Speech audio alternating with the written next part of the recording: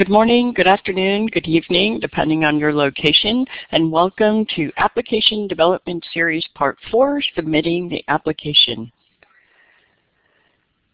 You should be able to see a file that has pushed out onto your screen and asks you to save.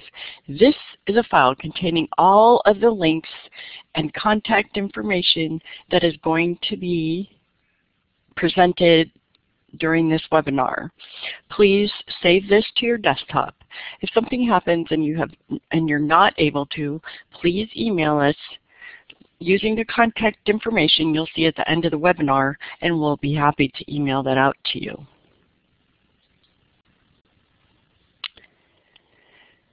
Just to let you know some of the tools for this and future webinars that you may attend, we use Blackboard Collaborate. If you call in on the teleconference line to connect with us, you're going to want to set up using the telephone. And if you are using a headset and microphone, you're going to want to use the audio setup wizard. This will allow you to hear and speak clearly through your headset. When you go to leave, please push File Exit. And for some of the questions, you can use your hand tools or to answer questions here. There's also whiteboard tools for typing and drawing on our whiteboard, which I wouldn't be using today, and a chat box to send questions via chat so that maybe you wouldn't forget your question. You could type it out right away.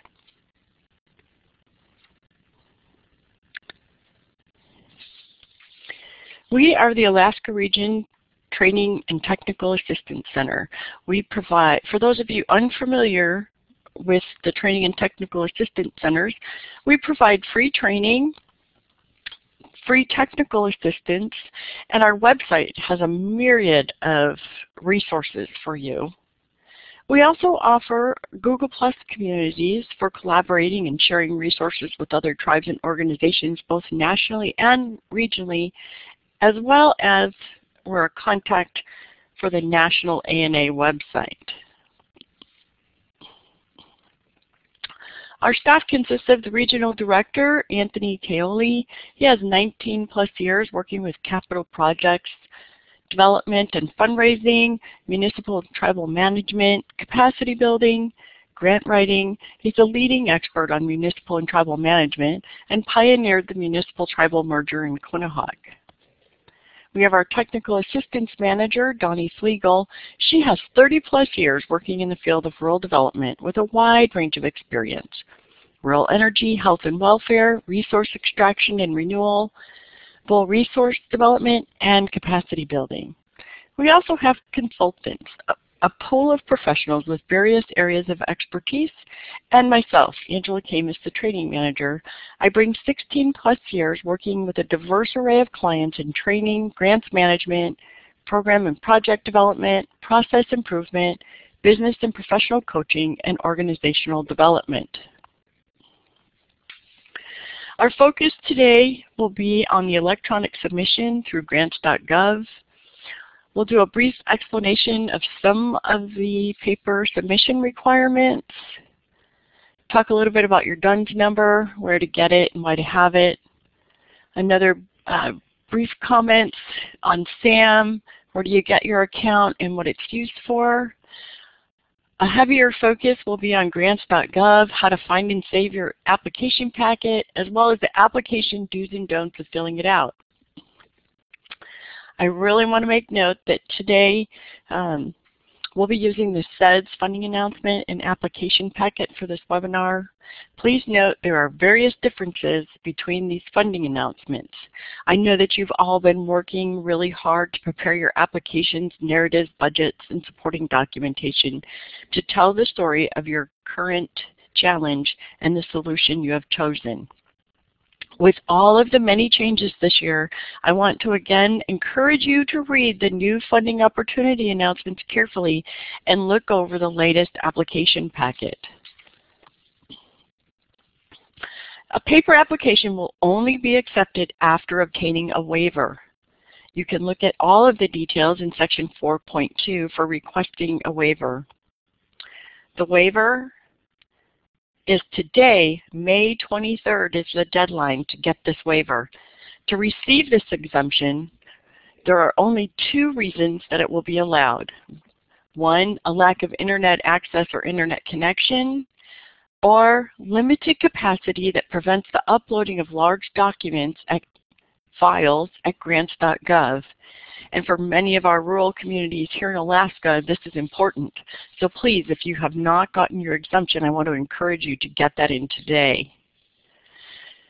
In order to request your exemption, you could send in a written request. However, it will be a little bit too late for that. So you want to submit your request at electronicexemption@acf.hhs.gov. Your exemption will be good for a year. The formatting guidelines for a paper application can be found in Section 4.2 of the Funding Opportunity Announcement. The forms that you will need to submit with your paper application can be found on the ACF Funding Opportunities webpage. And again, remember, today is the deadline. Also, please note, submission deadline for paper application is 4:30 p.m. Eastern Standard Time on June 6th, and this is a different time than the electronic submission. So remember, 4:30 p.m. June 6th. There are 3 must-haves for electronic submissions: DUNS number, a SAM account, and a grants.gov account. Does your tribe or organization have a DUNS number? If you're unsure, you can look it up using this website. And if you already have one, or don't already have one, excuse me, you can establish your DUNS number online. There is no cost to you, and you'll receive a unique location-specific identifier for your organization. The DUNS number has been widely adopted by the U.S. government for intergovernmental transactions, grants management, and transparency reporting. And if you want to do business with the federal government, you'll need to have a DUNS number. You'll also need a SAM account, a System for Award Management. Was your tribe or organization registered in CCR? If so, then your information should already be in SAM. SAM is a combination of federal procurement systems and the catalog of federal domestic assistance. It's been created to streamline and integrate processes, eliminate data redundancies, and reduce costs. So there was a large migration from the CCR into SAM. If you had that, please go through, get your individual account set up, not a system account.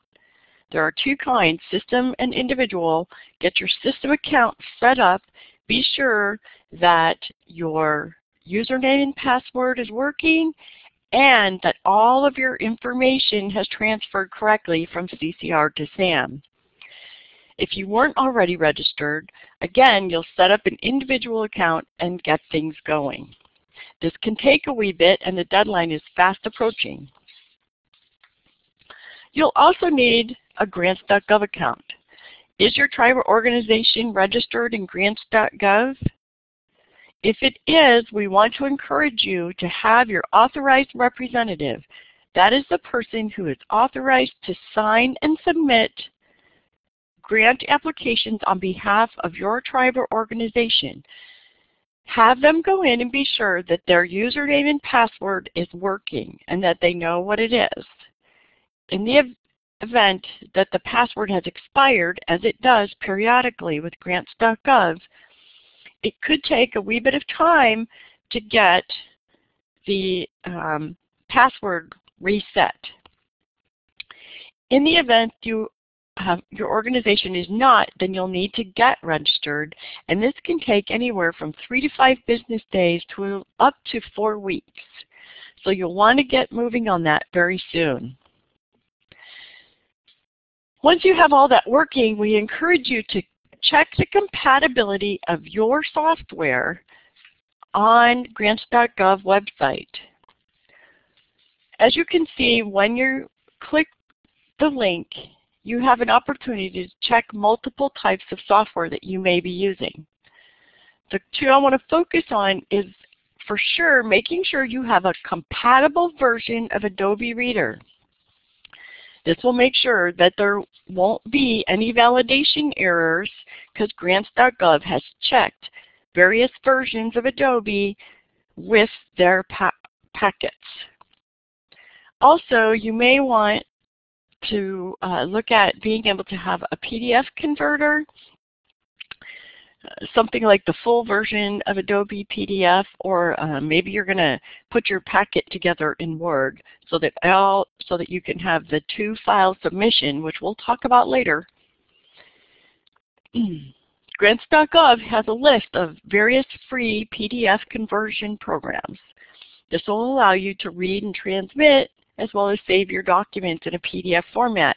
However, we want to let you know that grants.gov does not endorse any particular software, including the ones that they have listed here. Okay, finding and saving your application. So from the home page, you want to click on Find Grant Opportunities. When your next screen comes up, you'll click on a basic search.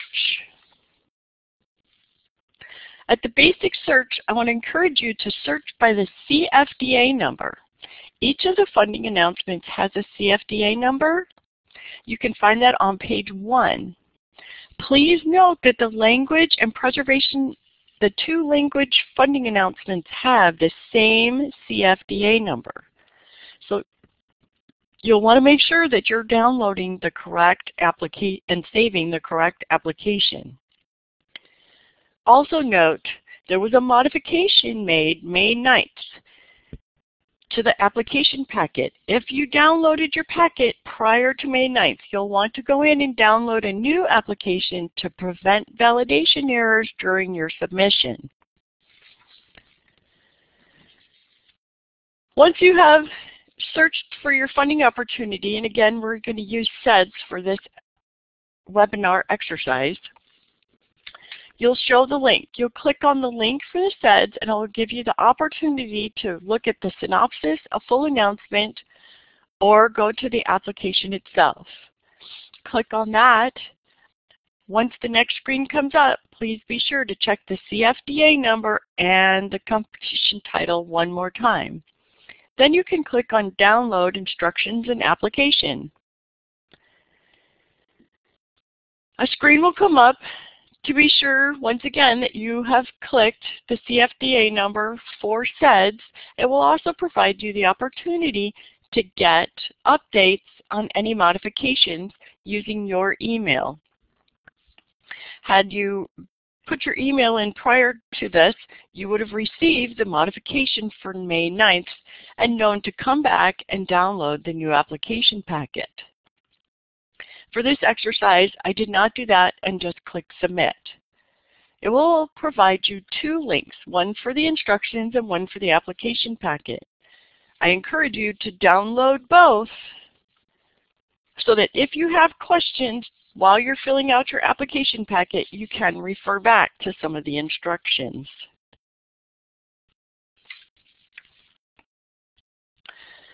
Once you go to download the application, the first page, you'll see an opportunity to click Save. This will allow you to save the application to your desktop for working with the package. Once you have it on your desktop, you'll not have to be online to work on the packet, and you can save periodically as you're going along, close it, and come back and work on it some more later. You won't have to fill it out all at once. Again, please check the opportunity title and the CFDA number to be sure that you have the correct packet. And I want to encourage you again to be sure that you have a compatible version of Reader so that you won't have any validation errors. I want to provide you a few reminders from the FOA of some of the changes. One is that you do need to have Times New Roman font. You need to have 8.5 by 11 sheets of paper with 1-inch margins and double spaced. You'll need to have your project description and appendices files numbered separately and sequentially. A change this year is that ANA will implement a total of 150 pages for their page limit. This will include both files. And no more than 2 files will be accepted for the review. Anything else will be removed. The standard forms and OMB approved forms are not considered additional files. The 2 files consist of a project descriptive narrative, that's file 1. And for that file, you'll want the table of contents, your project narrative, which includes your objectives and need for assistance, outcomes expected, and project approach, including your sustainability plan, geographic location, organizational capacity, and the plan for oversight of your federal awards. It also includes your budget and budget justification, including travel to the required ANA trainings and meetings. File 2, which is your appendices or other attachments file, includes the required governing body documentation, your board and nonprofit status, if that's applicable, a commitment of non-federal resources, job descriptions and resumes, your indirect cost agreement if applicable, letters of support and third-party agreements, and any other attachments that you have found necessary to include. It may also be necessary to include a business plan depending on your project. If it is applicable, we're suggesting you make this the last document, have it clearly labeled, and this way it will be sure to be outside of the 150-page limit because the business plan is not included. It will make it easy to distinguish for the initial review the correct number of pages. The second half of the first page is where you're going to look for your mandatory documents, and it also includes your application file name. This is where you put your organization name. And it will be in one of the mandatory fields within the application. All of the mandatory fields have a red outline with a gold fill. When you click into this box, it will turn bright yellow. You'll need to highlight each of the individual mandatory document forms, click the center button, and move them into the mandatory documents for submission box. If you've been working with other ACF applications, you'll notice that the other attachments form is in the mandatory documents box. However, in these application packets, it is still in the optional documents, but it is a mandatory form, so you'll want to be sure to highlight, click that center button, and move it into the optional documents for submission. Once you've moved all your forms, including the other attachments form, into the submission boxes, in order to open them, you'll click on a form to highlight it, click the Open Form button. To close a form, some of the forms have a Close button that you can click. For others, you'll just need to scroll back up to this front page of the application. You can click the Save button often on this first page to avoid losing any work. Okay, we're going to move to a few things that you need to know for sure while you're filling out some of these forms, and some common mistakes, and do's and don'ts. First, always fill out the entire 424 first, as it will pre-populate information in several of the other forms. On question 18, you're only going to use budget numbers from year 1 to fill in the estimated funding amount. On the 424A, in Section A, you'll only be using line 1. In the column A, you'll type the project, the grant program, which is SEDS, that you're applying for. In column B, you'll type the CFDA number, 93.612 for SEDS, for example. Because this is you're applying for new funding, you'll skip columns C and D and move to columns E and F. Here, again, you'll use year one budget numbers for your federal and non-federal request. In section B, you'll only be using column 1. This will be the total amount of your federal and non-federal request for budget year 1.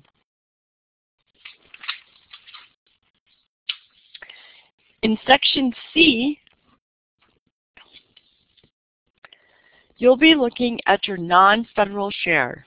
Line A will be the line you'll be using, line 8, and in column A, you'll type your grant program SEDS. Column B, this will be the match that you, the applicant, are providing. That can be in the form of cash or in-kind. Remember, any in-kind needs to be explained on a separate sheet of paper. You're not a state, so you won't be using column C. In column D, you'll be placing any of the match you're receiving from others, cash or in-kind. In column D, this is where you're going to use your budget 1 numbers and break down your request, both federal and non-federal, into the quarters for spending. Please be realistic. Don't just divide your budget by 4. If you have some large expenditures for equipment and supplies, say in quarter 2, then you'll want to make sure that you have higher numbers for your federal and non-federal in that quarter based on those expenditures. This will help your funders realize that you know what your spending requirements are, and as they watch you work through your project, they'll know that you are spending on time and more than likely completing each of your activities in a timely manner as well. Section E. This is where if you have a multiple year project, you will include the requests for the other 2 or more years. So on line 16, again, is your grant program, SEDS, for this example. And in column B, we will be including our request for year 2's funding. And in column C, we'll be asking for year 3 funding, or recording year 3 funding. I know that it says first and second, and this can be quite confusing, but it is for your year 2 and year 3 multiple year project requests.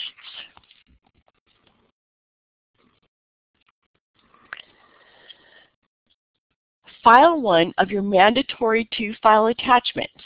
Remember, the first one is the project narrative file.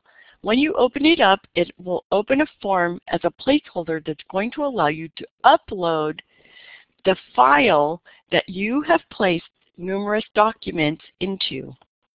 You're going to number the pages sequentially starting on page 1, and remember there's a 150-page limit for both file 1 and file 2. You'll type the project narrative name here. You'll click the Add Project Narrative File button, upload the file that you've created containing your table of contents, project narrative, your budget, and budget justification to this file, and close the form. File 2, you will begin the numbering from where you left off in file 1. So for example, if file 1 ends on page 52, you'll start the numbering of pages for this file on page 53. Again, you'll type the file name, you'll click the Add Mandatory Other Attachment button, and it will allow you to upload your document with your governing body information, your job descriptions, letters of support. And another reminder, if you have a business plan, please make it the last file or the last document in this file so that the sequence numbers, should they be more than 150, will be easily determined and they won't be removed. A reminder that the OWP is now a standard form and comes with many mandatory fillable spaces.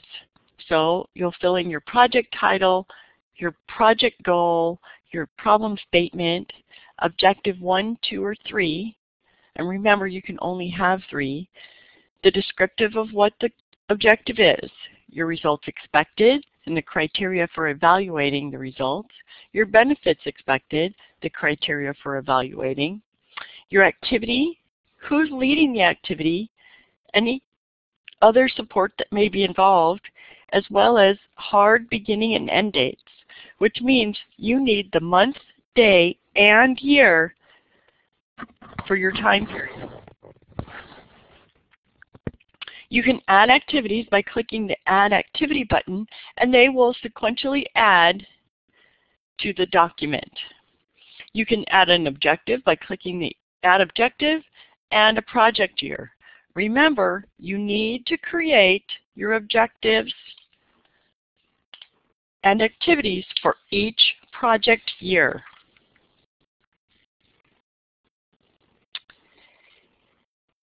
If your application packet has a project abstract form where you're going to add an attachment, it's a placeholder just like for file 1 and file 2 of the mandatory forms. Please do not use this form. This is from the old application packet, and you need to go and download the new application packet. This one is prior to the May 9th modification. Your project abstract form should look like this, with mandatory fields to fill in.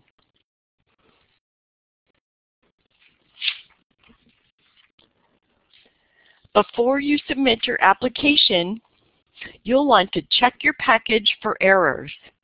This will see and be sure that you have all the forms filled out and all of the mandatory fields in each form filled out. Some folks also like to print their application. Remember, check early to be sure that your authorized representative, the AOR for your organization, can log in with their username and password. They are the only one authorized to sign and submit the application. Once you've checked your application for errors, you can now save and submit. Remember, the submission deadline is 11:59 p.m. on June 6th. For an electronic application, it is 4:30 p.m. Eastern Standard Time for paper and 11:59 June 6th for electronic. To avoid multiple incomplete submissions, once you hit the Save and Submit button, please do not use the Cancel button. I have seen and known that it has taken up to 2 hours, especially when you're close to the deadline, for the little hourglass to stop spinning and your application to finish submitting. If you're concerned, if you think something's gone awry, please do not hit Cancel until you have spoken to grants.gov Help Desk.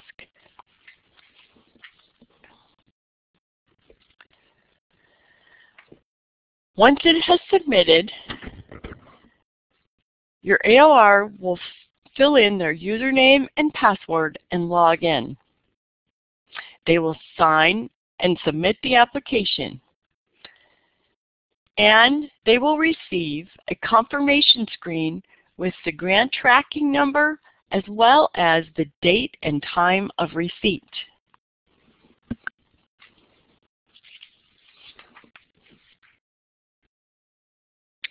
After submitting, the authorized representative will receive 3 important emails.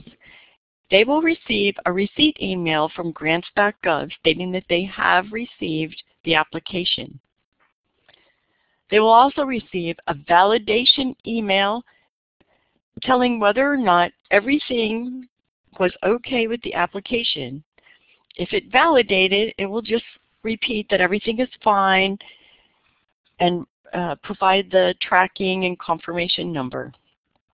If not, if there was something wrong and there were validation errors in the application, you will have 24 to 48 hours to respond and fix whatever was wrong.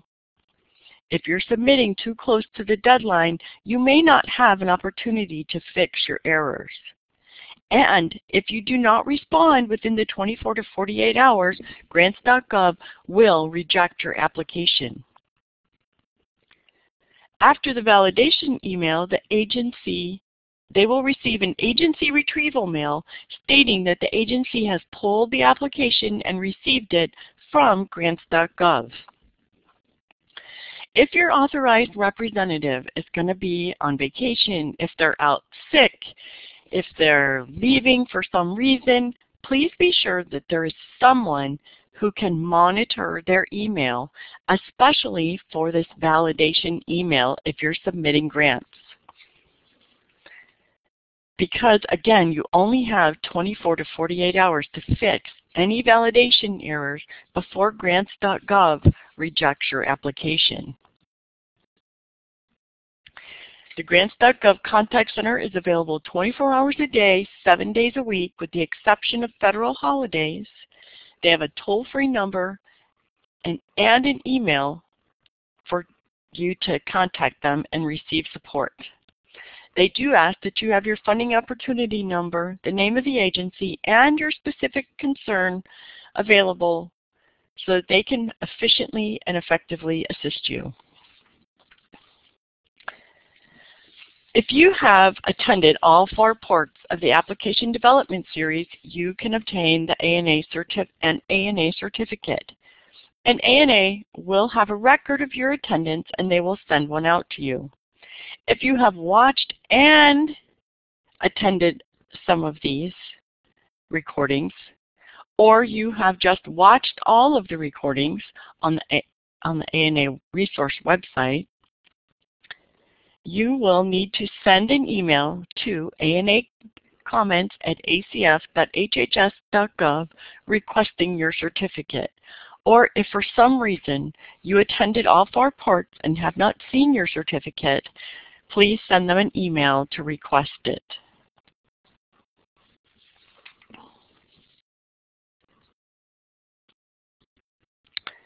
Here is the contact information for the Alaska Region Training and Technical Assistance Center, our emails, our toll-free number, our website, as well as the ANA National website.